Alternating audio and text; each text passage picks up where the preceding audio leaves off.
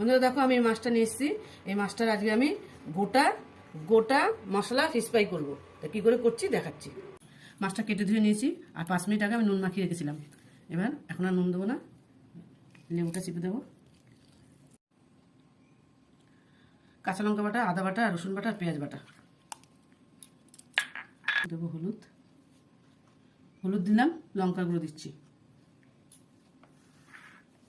এটাকে আমি ভালো করে মাখাবো।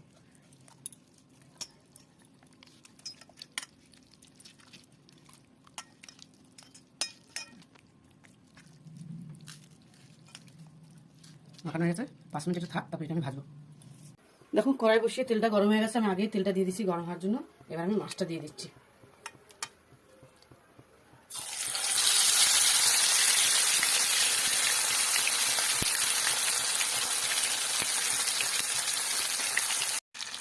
দেখো বন্ধুরা আমার মশলা ফিশ ফ্রাইটা হয়ে গেছে, এবার আমি এটা নামিয়ে নেবো। বন্ধুরা দেখো আমার মশলা ফিশ ফ্রাই হয়ে গেছে। রেসিপিটা ট্রাই করে দেখতে পারো।